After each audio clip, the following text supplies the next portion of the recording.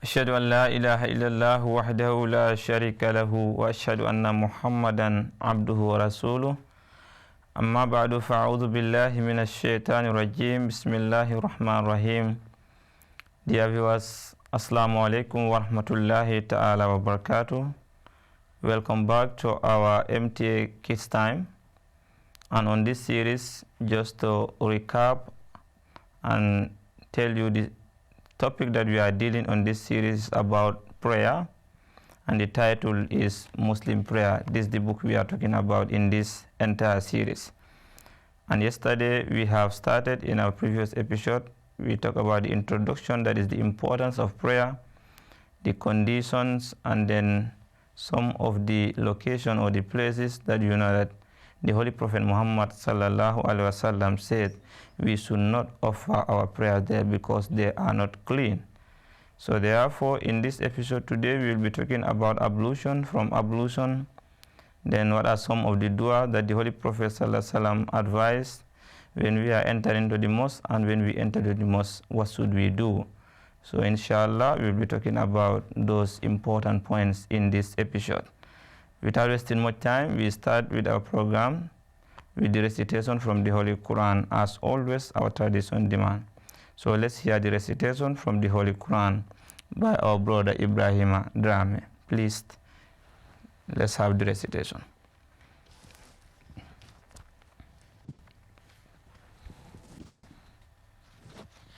أعوذ بالله من الشيطان الرجيم بسم الله الرحمن الرحيم ألف لام ميم ذلك الكتاب لا ريب فيه هدى للمتقين الذين يؤمنون بالغيب ويقيمون الصلاة ومما رزقناهم ينفقون. Translation. In the name of Allah, the gracious, the merciful. Alif Lam Mim. This is a perfect book. There is no doubt in it. It is a guidance for the righteous who believe in the unseen and observe prayer and spend out of what He have provided for them. And spend out of what we have provided for them. So as I said, we are talking about the importance of prayer and then the blessings or the benefit that we derive from prayer. So this is why Allah Almighty has repeatedly talked about prayer. And I said something in the Holy Quran, when we look, almost all the prophets, not almost, every single prophet has been commanded to observe prayer, because this is the greatest way that you can connect to Allah Almighty. So therefore, today we are going to talk about ablution, and then the purpose of ablution, and then the timing for the prayers, that is the obligatory prayer, and how important they are, because they are very important. And then also we want to talk to our friends to inform them, or to also help them understand what are the ways that we can derive benefits from following the commandments of the Holy Prophet sallallahu alaihi wasallam. As he said, Sallu kama ra'aytumuni usalli, pray as you see me praying. And the prayer does not only begin when you enter into the mosque, but this is a long process, right from intention, going to ablution, and walking towards the mosque, and then entering the mosque, and what you are supposed to do in the mosque. These are all things that you know that you have to follow and attentively and carefully, so that you will be able to derive benefits. As this Holy Quran, verse of the Holy Quran is saying, he said this book, that is the Holy Quran, is a guidance for those people who are righteous. And who are righteous? Who are the righteous people? One of them is those who believe in the unseen. The unseen, like Allah Almighty. We don't see them. We don't see Allah Almighty physical, without physical eye. And also, they don't stop there, but they also establish their prayers. So if you want to be a righteous individual, it is not possible for you to attain righteousness without offering prayer. And they do not stop there, but they continue to be spending out of what Allah Almighty has provided them with. So you see, prayer has been mentioned here. So without wasting more time, let's talk about ablution. If I may ask, what is the reason, what is the primary purpose of we performing ablution before we go to prayer? I think it is not possible for you to pray without performing ablution, right? In a normal circumstances where all the necessary conditions are available, you must perform ablution, right? So therefore, why do you think that it is important for us to perform ablution? Is there anyone? Yes, can we hear? Please give her the mic. We are saying, why do we think it is important for us to perform ablution? Wa alaikum salam wa rahmatullah. We perform ablution to purify oneself. We perform ablution to purify ourselves, understand, outwardly or physically. Because why? Allah subhanahu wa ta'ala is pure and He loves only pure things. So you are not expected to go and stand before Allah Almighty with your dirty body or your clothes. So you must clean yourself.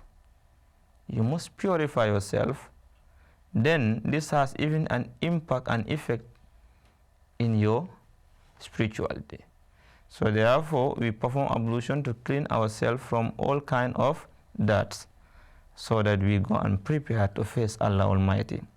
Then in that case, when we ask Him anything, Allah Almighty will grant us what we ask for Him, either directly or indirectly.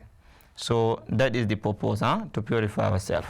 So therefore now, and I believe that all of us know how to perform ablution. That is, we have ablution. First, you have to have the intention, of course, right? You have to have intention that you are coming to pray. The intention is very important, because the moment the intention is not there, even your ablution will not be okay. And if your ablution is not good, your prayer also is not good. So this is a process. So whatever you are doing, do it with a pure and sincere intention. So you have the intention, come and have water. So this water also, I think it is important for us to know the type of water to use. It's not all kind of water that is clean, right? So one has to use a clean water. And when we say clean water, who can describe a clean water for us? What are some of the characteristics a clean water should have? Is there anyone that can? Yes, Aisha? Assalamu alaikum. Wa alaikum salam. A clean water does not smell. A clean water does not smell, meaning we know a water has a natural smell. That means the natural smell of the water should not change. That's why the Holy Prophet is saying, Al-ma'u tahurun, water is clean, except la ma taghayyara ta'amuhu wa sharabuhu wa lawnuhu. Except when the color or the taste or the smell change. It's natural, right? Water, you cannot say water is white, you cannot say water is blue, but instead it takes the color of the container. If you put it in a blue container, it becomes blue. In a white container, it becomes white. But then its natural color should not change. If it changes, that water is likely or going to be not clean. And also it should not have a bad smell. That means that water is not clean. That means the water should be running. It should not be stagnant water. And then also the taste, it should not taste sugary or salty. Because we all know you cannot say this water is sugary, or you cannot say this water is salty, right? Unless and until, because the salty water we call, they are natural water, right? Understand? So the water should be clean, and it should not have any other taste apart from its natural taste. It should not have any other color apart from its natural color. So these are the water that we have to use for ablution, because we are trying to clean ourselves. So we must use clean thing, right?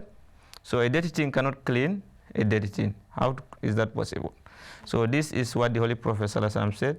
The taste, the color, and the smell should not change. It should be in its natural position or condition. So from there, you perform your ablution. When you are done, When you are done performing ablution, who can tell us what the Holy Prophet sallallahu alaihi wasallam said? I can see that Ibrahim is ready to tell us. Please. Assalamu Wa alaikum. alaikum salam.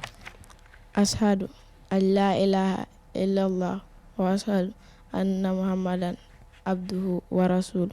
Allahumma ja'alni minat tawabin wa ja'alni minal mutatahhirin. Jazakumullah. We all heard it. Viewers, this is what the dua that you have to say, or these are some of the statements the Holy Prophet Muhammad sallallahu alaihi wasallam advised us to utter after our ablution. So from today, if you are among those people who don't know what to say after when you perform ablution, I believe you get the right answer here today. That is, ashhadu an la ilaha illallah wa ashhadu anna Muhammadan abduhu wa rasuluh. Allahumma aj'alni minat tawabin waj'alni minal mutatahhirin. So this is the dua that you have to say. That is, I bear witness that there is none worthy of worship except Allah, and Muhammad sallallahu alaihi wasallam is his servant and messenger. This is what you say.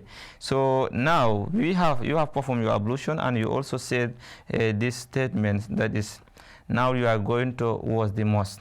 And while you are going to wash the mosque also, you should be constantly doing istighfar. Astaghfirullah rabbi min kulli dhanbin wa atubu ilayh.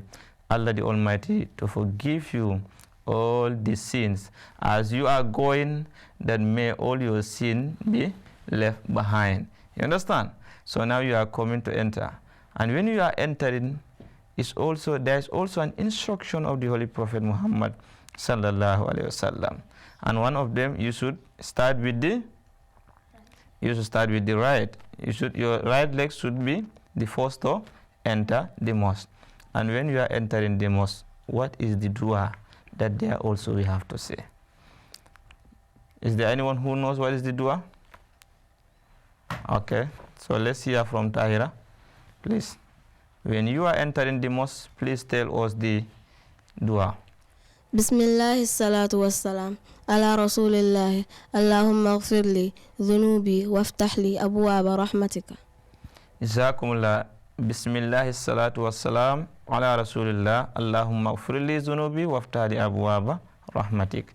That is the dua that we have to say. So please let us all try. From today, if you know that you did not master this dua, do your utmost level to master this, because it's very important. Every single advice of the Holy Prophet ﷺ that you follow is going to be a source of blessings for you. And the only difference when you are coming out is that abwaba fadlika. That is the only difference. While going in is abwaba rahmatika. Then while coming out is abwaba fadlika. You understand? You are going to the mosque. You are going to look for the mercy of Allah. You are going out of the mosque, you are going to look the provision of Allah Almighty. You understand? So that is essential. And then, now you have entered the mosque, the Holy Prophet sallallahu alaihi wasallam, I think he also advised something when you enter the mosque. What is the advice? What is the advice? Yes, Aisha? The advice of the Holy Prophet sallallahu alaihi wasallam whenever we enter mosque. You greet the mosque with 2 rakas. You always try to greet the mosque with 2 rakah. That's what the Holy Prophet ﷺ said. The greeting of the mosque meaning offering 2 rakah, being sunnah or nafil. You understand? So offer 2 rakah, then sit down and do zikrillah or istighfar while waiting for the imam if you are in the mosque. So this is the advice of the Holy Prophet ﷺ. So, and I hope we have understood some of these steps. First of all, we have talked about the purpose of ablution, and we said it is to purify oneself, right? And then we talk about while going to mosque, you should be doing istighfar and ask Allah's forgiveness. And while coming to enter the mosque, you should, the right leg should enter first, and then you should say this dua. Bismillah, salatu wassalam, ala rasulillah, Allahumma ghfirli dhunubi, waftadi abwaba rahmatika. We said when you are coming out, the left leg should come out first, and you say abwaba fadlika after saying all the other dua. Then when you enter the mosque, you greet the mosque with 2 rak'ah. So basically this is what we covered in this, and in our subsequent episode we will talk about more regarding this prayer and the sunnah of the Holy Prophet sallallahu alaihi wasallam. Thank you for your participation. Viewers, this is what time allowed us. We have come to the end of another episode, and I have already recap on what we were discussing today. So by the grace of Allah Almighty, as I said, we will continue discussing on this very important topic, which is the Muslim prayer. We need to understand the commandment of Allah Almighty regarding prayer, and we need to understand how the Holy Prophet sallallahu alaihi wasallam used to pray, because this is his advice, that pray or offer your prayer as you see me offering the prayer. I was your host, Said Sambaso, here in MTA International Gambia Studio. Until we come on your way next time. Assalamu alaikum wa rahmatullahi ta'ala wa barakatuh.